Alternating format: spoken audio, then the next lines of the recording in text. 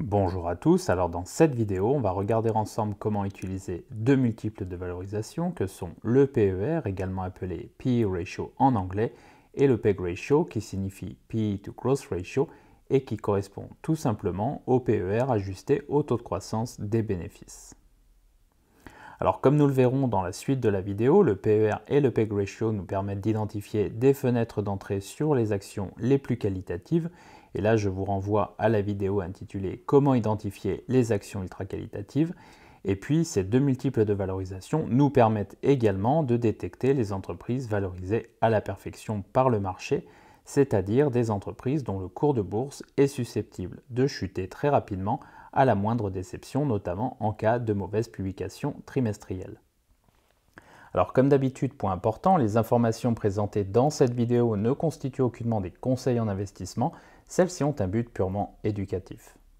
Alors on va commencer avec le PER ou P ratio en anglais pour Price Earnings Ratio. Et donc ce qu'on va faire, c'est qu'on va regarder dans le détail en quoi consiste ce multiple de valorisation. Alors le PER est le multiple de valorisation le plus couramment utilisé en analyse fondamentale.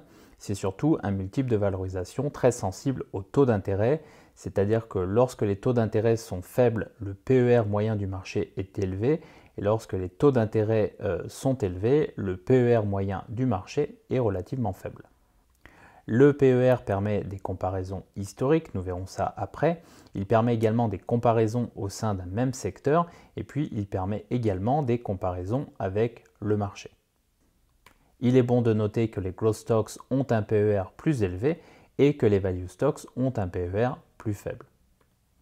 Peter Lynch, de son côté, considère qu'un PER supérieur à 40 est risqué. Il est bon de rappeler que Peter Lynch avait émis cette hypothèse dans les années 90 lorsque les taux d'intérêt étaient relativement élevés, ce qui veut dire qu'aujourd'hui, un PER de 40 correspondrait probablement, au moment où je tourne cette vidéo, à un PER de 50 voire de 60. Ceci étant dit, un PER élevé ne veut pas forcément dire cher, notamment pour une entreprise ultra qualitative, c'est ce que nous verrons après. Enfin, le PER ne tient pas compte du taux de croissance de l'entreprise, d'où l'utilisation du PEG ratio en complément. Et puis, il est bon de noter enfin que le PER est difficilement utilisable avec les valeurs cycliques en raison du fait que celles-ci ont un résultat net tantôt négatif, tantôt positif. Je vous rappelle que lorsque le résultat net est négatif, que le BPA est négatif, alors on ne peut pas calculer de PER. Alors je vais revenir ici sur l'idée que le PER est sensible au taux d'intérêt en vous montrant le graphique suivant. Et donc on peut voir ici deux courbes. La première est en bleu, c'est le Trailing PE Ratio, donc un PER classique sur le marché américain, donc sur le S&P 500, l'indice S&P 500 américain. Et puis on a une courbe en rouge qui est tout simplement l'obligation à 10 ans américaine. Et donc on va commencer par se focaliser sur la courbe en bleu, donc le Trailing PE ou le PER classique sur le marché américain, sur l'indice S&P 500, on voit que celui-ci oscille grosso modo entre 6,7 ici au cours des années 70-80 et puis 30, 29-30 en haut au cours des années 2000 ici et puis récemment au cours de l'année 2020.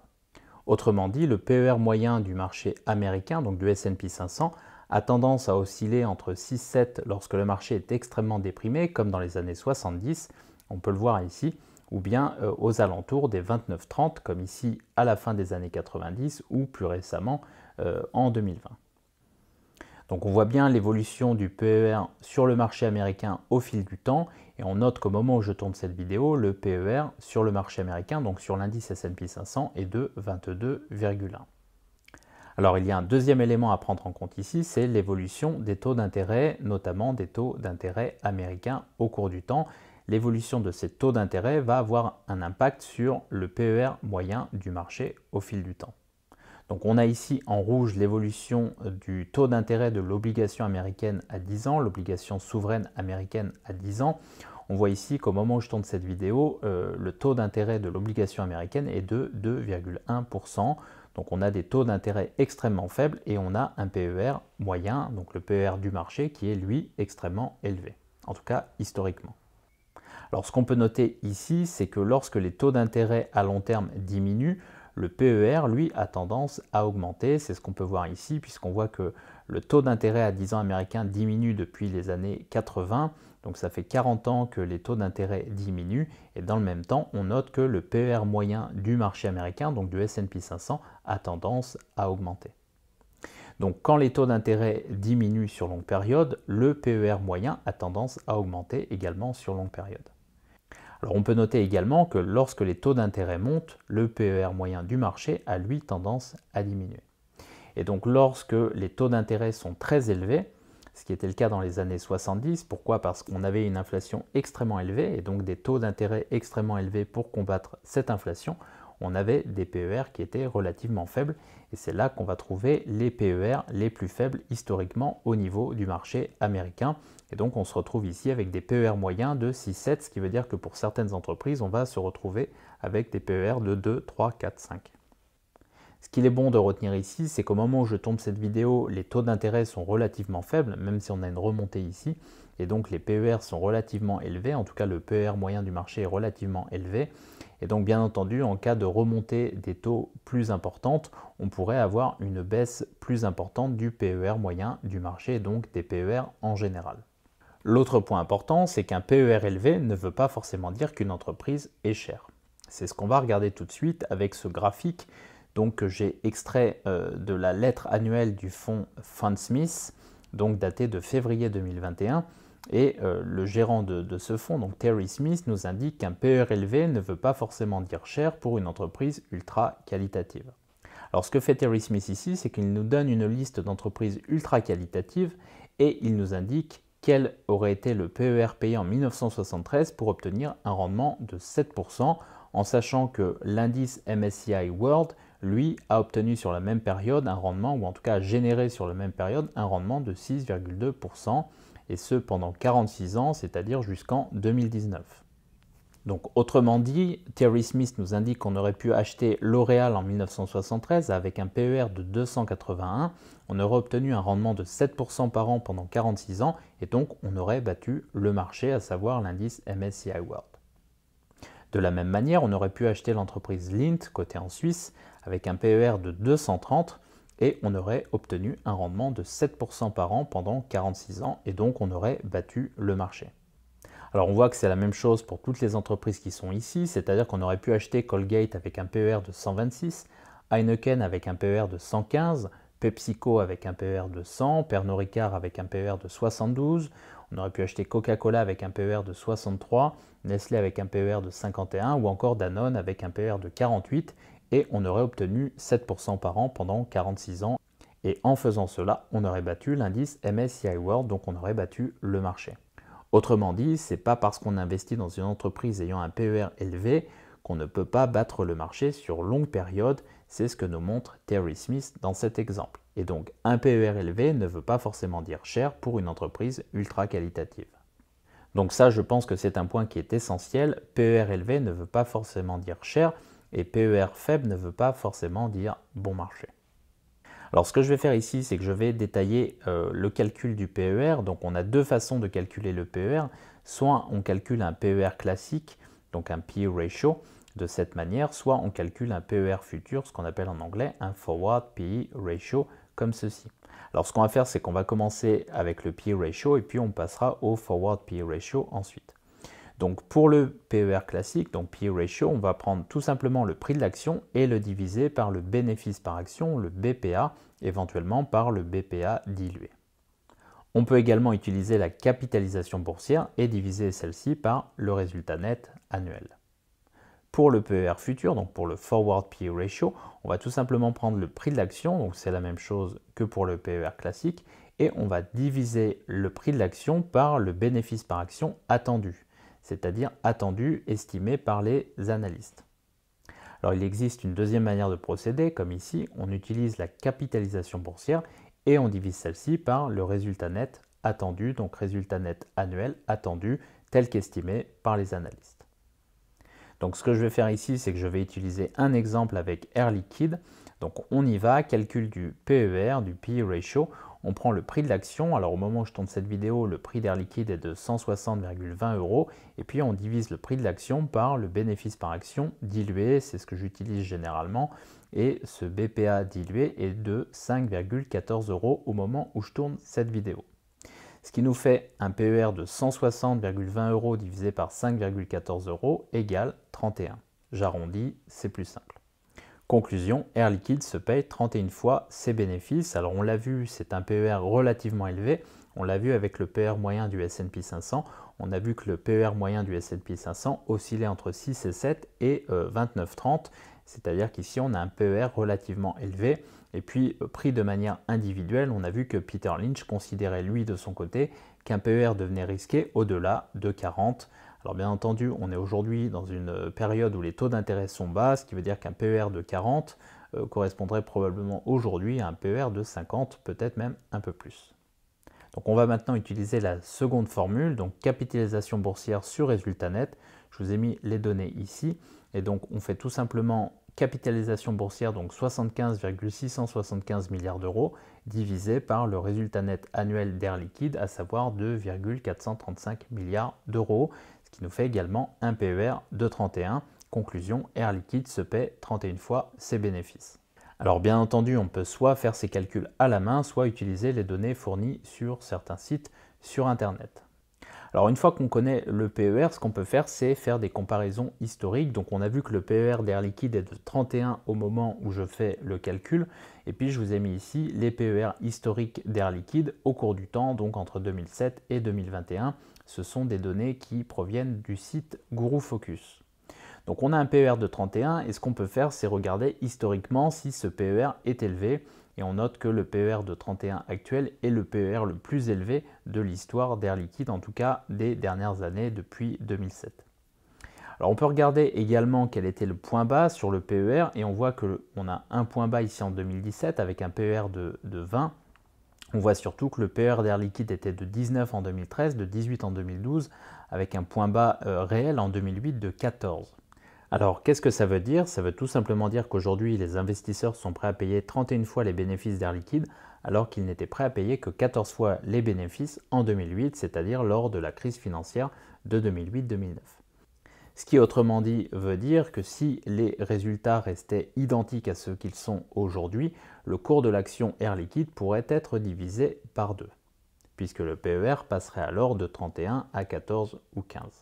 Alors bien entendu, j'utilise ici Air Liquide comme exemple. Je ne suis pas en train de dire qu'Air Liquide est un mauvais investissement. Je suis simplement en train de dire qu'historiquement, le PER d'Air Liquide a été plus faible et il est possible qu'à un moment, le PER d'Air Liquide se contracte de nouveau. C'est tout ce que je suis en train de dire.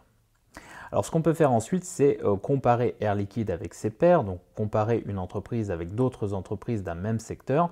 Je compare ici le PR d'Air Liquide donc de 31 au PR de Linde, donc 42. On voit ici que le principal concurrent d'Air Liquide a un PER encore plus élevé, ce qui laisse entendre que Linde a un taux de croissance plus important que celui d'Air Liquide. Bien entendu, je ne suis pas allé vérifier, il faudrait aller vérifier ceci. Ce qu'on peut faire enfin, c'est comparer le PR de l'entreprise au PR du marché. Donc je vous ai mis ici le PR d'Air Liquide, on voit que celui-ci est de 31, à comparer au PER du CAC 40, donc 21, au PER du S&P 500, 25 et au PER du Nasdaq 100, 31.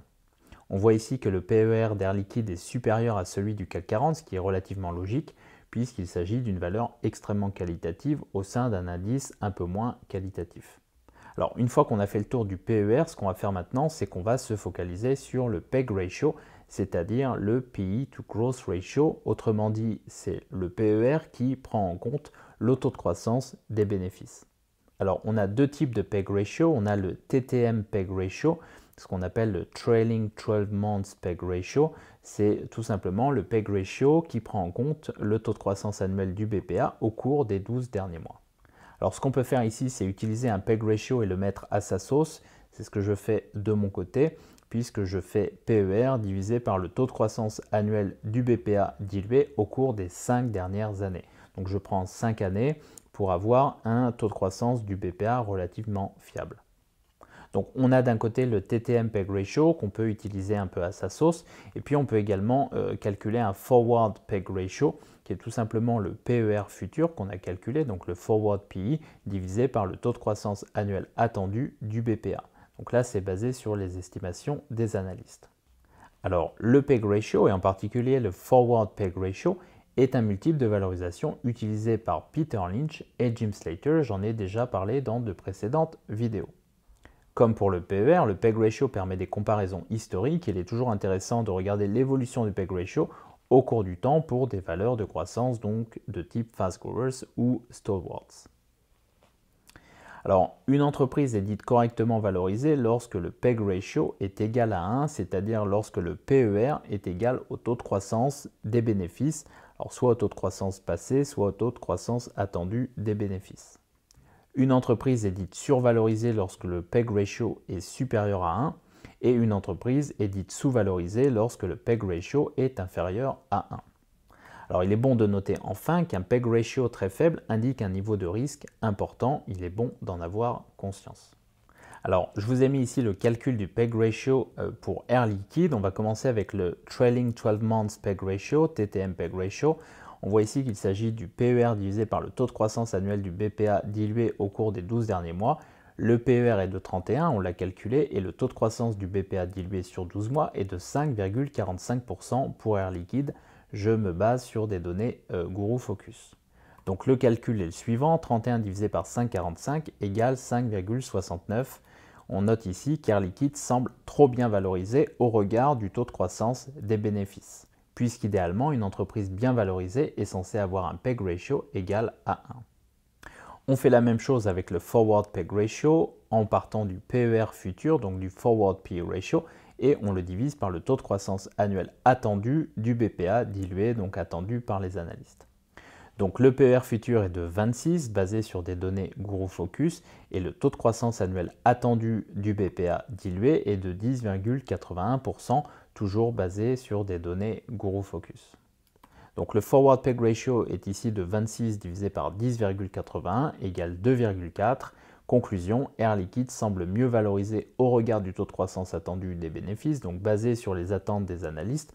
Pour autant, on a toujours un PEG ratio largement supérieur à 1, ce qui veut dire que Air Liquide n'est pas bon marché actuellement. Alors comme on va le voir maintenant, le PER et le PEG ratio permettent de trouver des fenêtres d'entrée pour éventuellement rentrer sur des valeurs ultra qualitatives ou éventuellement permettent d'éviter les entreprises valorisées à la perfection, donc des entreprises qui pourraient souffrir en cas de mauvaise publication trimestrielle. Alors je vous ai mis un premier exemple avec l'entreprise Microsoft, donc on voit l'évolution du cours de bourse ici, un cours de bourse qui s'envole à la fin des années 90 avec la bulle des dot-com et puis un cours de bourse qui s'effondre ensuite. Il est bon de noter que le PER était extrêmement élevé et le PEG ratio était également extrêmement élevé, largement supérieur à 1.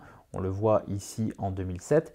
Et puis on a une contraction du cours de bourse ici et une contraction des multiples de valorisation avec un PER qui se contracte très fortement, qui descend à 15, puis 11, puis 10, et puis un PEG ratio qui passe largement en dessous de 1, ce qui pouvait représenter une fenêtre d'entrée sur le titre Microsoft à l'époque. Puisqu'on voit ici que les multiples de valorisation sont tout à fait corrects ici, et puis ils repartent ensuite de plus belle, c'est-à-dire qu'on a une expansion à nouveau des multiples de valorisation par la suite. Alors bien entendu, les attentes n'étaient pas les mêmes en 2011-2012 pour Microsoft qu'elles ne sont aujourd'hui, ce qui explique aussi en partie ces ratios de valorisation plus élevés. Ceci étant, on peut voir ici qu'historiquement sur de belles valeurs, on a des fenêtres d'entrée et donc on voit ici qu'on aurait pu entrer sur Microsoft à ces niveaux de valorisation. Et on voit qu'ensuite, effectivement, le PER augmente très fortement pour même tripler, même quadrupler entre 2011 et 2018. Et on voit que le cours de bourse fait la même chose, c'est-à-dire qu'entre 2011 et 2018, on a bien une multiplication par 3-4 du cours de bourse. Autrement dit, sur des valeurs de belle qualité, on peut trouver des fenêtres d'entrée lorsque le PER et le PEG ratio sont à des niveaux satisfaisants. Alors je vous ai mis un deuxième exemple avec LVMH, c'est un peu la même chose, c'est-à-dire qu'on a un PER relativement, en tout cas qui oscille aux alentours de 20 historiquement, et qui oscille plutôt aux alentours de 30 récemment, avec une montée à 55 en 2020. Et puis on a un PEG ratio, c'est pareil, qui est relativement élevé au fur et à mesure du temps qui passe, à l'exception de 2014, puisqu'on se retrouve avec un PER de 12 et un PEG ratio de 0,71. Ce qui veut dire potentiellement qu'en 2014, on avait une fenêtre d'entrée sur LVMH. Et donc quand on regarde le cours de bourse ici, on voit que celui-ci a bien monté, effectivement au cours du temps.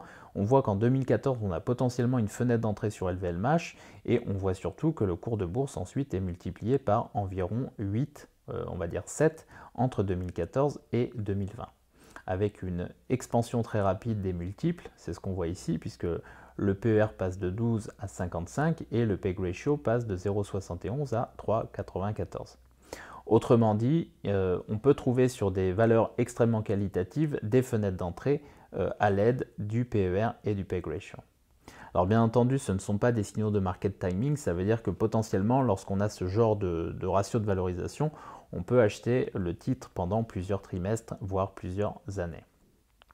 Alors je vous ai mis un autre titre, à savoir Alphabet, donc Google, introduit en bourse en 2004. Donc là on avait un PER très élevé en 2007, et puis on a une contraction du PER en 2008, donc lors de la crise financière de 2008-2009.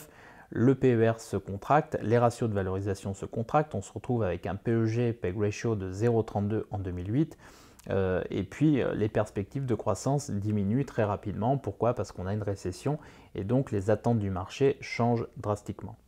Donc les multiples de valorisation se contractent et on voit qu'on a une fenêtre potentiellement intéressante entre 2008 et 2012 sur Alphabet, puisque les multiples restent à des niveaux très raisonnables entre 2008 et 2012, et puis on voit qu'on a une expansion du PER ensuite, puisqu'on passe à 59 en 2017 et on est aujourd'hui à 22, ce qui veut dire que l'entreprise semble correctement valorisée aujourd'hui. Au niveau du PEG ratio, c'est la même chose, on a une expansion de celui-ci au cours du temps avec un PEG ratio de 4,63 en 2017. On voit qu'aujourd'hui le PEG ratio est à 0,82 et donc que les niveaux de valorisation d'Alphabet semblent relativement raisonnables. Enfin, je terminerai avec le cas Netflix, donc pour vous montrer ce que ça donne au niveau des entreprises valorisées à la perfection. C'est ce qu'on peut voir ici sur la période 2012-2020. Donc on a un PER extrêmement élevé de 323 en 2012, puis 202 en 2013, 409 en 2015, 288 en 2016. Donc ça, c'est synonyme d'une entreprise dont les attentes sont énormes et valorisées à la perfection. Donc ça a été le cas pour Netflix, qui a connu une croissance extraordinaire. On voit que le PEG ratio est extrêmement élevé sur la période, avec des PEG ratio de 11 en 2015 et de 10 en 2016. Et puis, on avait toujours un PER de 89 en 2020 et un PEG ratio de 2,9 en 2020.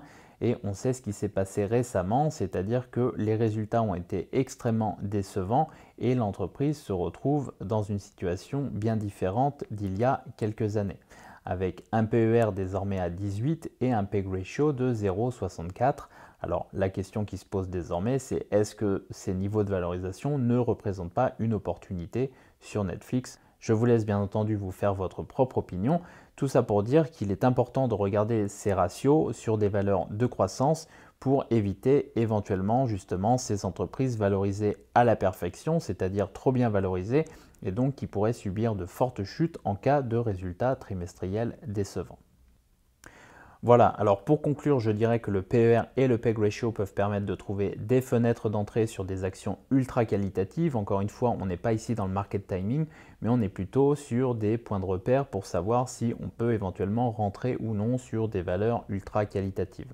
Par ailleurs, le PER et le PEG ratio peuvent permettre d'éviter d'entrer sur les entreprises valorisées à la perfection. C'est ce qu'on vient de voir avec l'exemple de Netflix. Ces ratios sont pertinents pour les fast growers et les stalwarts en particulier. Je vous renvoie aux catégories de Peter Lynch.